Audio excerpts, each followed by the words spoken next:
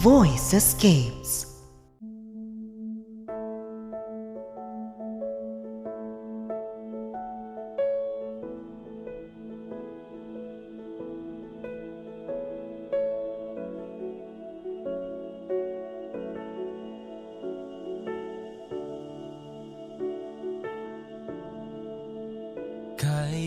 Bumabalik pa rin ako rito kahit alam kong wala ka na. Tahimik na umaasang nagkamali ang mundo at bigla ka na lang lilitaw sa likod ko. Hawak ko pa rin mga sulat mo. Puno ng gusot sa paulit-ulit kong pagbasa. Sa mga araw na hindi ko maalaala ang boses mo, ito ko siya dahan-dahang naririnig. Hindi ako galit. Pagod lang. Kasi nakakapagod magmahal kapag wala nang mapaglagyan. Kasi wala ka na. Wala ka na, Elise. Pero nandito pa rin, Elise. Nandito pa rin yung pangungulila na dapat may kasama ako. Na dapat may inuuwin ako. Kio, kung binabasa mo to, ibig sabihin hindi na kita masasamahan hanggang sa dulo. Ibig sabihin wala na ako sa sagada. Kaya patawarin mo sana ako kung tanging alaala na lang ako. Hindi ka alaala lang. Ikaw yung rason, Elise. Ikaw yung dahilan kung bakit hindi ako maalis. Ikaw yung dahilan kung bakit nasa sagada pa rin ako. Dito tayo tumatawa noon, no? Dito ka huminto para huminga. Dito mo sinabing sapat ka na, kahit alam kong masakit na. Kasama sa ni James at Angel noon. Pare-pareho tayo nangangarap. Pinuno natin to ng tawa, kwento at alaala.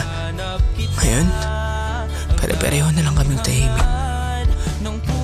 Pag dumating yung araw na hindi mo na kayang maging matapang, na hindi mo na kayang ngumiti, okay lang. Kasi hindi mo kailangan patunayan na matapang ka.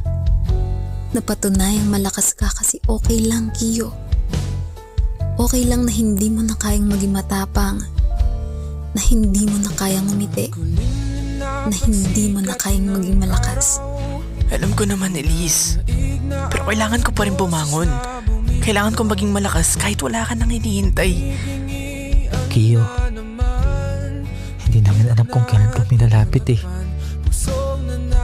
Baka kasi sa maling oras, mas masakit. Bawat oras naman masakit. Kaya nandito lang kami. Hindi para ayusin ka, hindi rin para pilitin ka. Nandito kami para makinig. Salamat. Hindi ko lang alam kung anong gagawin ko.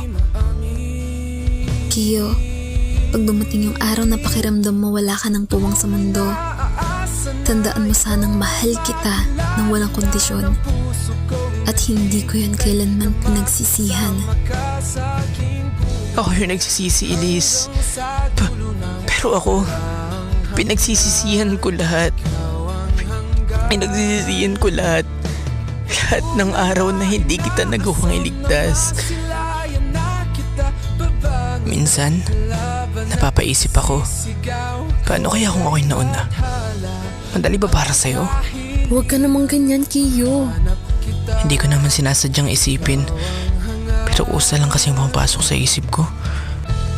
Hindi ko naman hinihingan ng lakas. Gusto kami namin manatili ka. Nanatili naman ako. Nanatili ako pero hindi ako nabubuhay. Magkaiba yun, James. Kio, may hiling sana ako. Huwag mo sanang hayaang maging dahilan ng pagkawala ko. Para mawala ka rin. Sinusubukan kong tuparin yung hiling mo, Elise. Kaso sa paglipas ng mga araw, mas nagiging madaling mawala. Mas nagiging madaling bumitaw, Elise.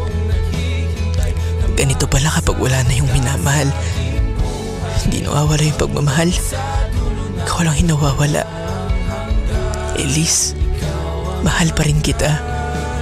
Mahal na mahal. Hindi na bilang pangarap, kundi bilang bigat. Bilang alaala na natutunan kong buhatin.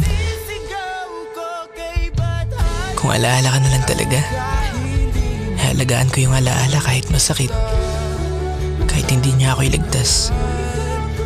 Love stays. Hindi bilang pag-asa, kundi bilang patunay na minsan May isang taong hindi na babalik. Pero patuloy kang mamahalin. Patuloy mong mamahalin. Hanggang sa dulo ng walang hanggan.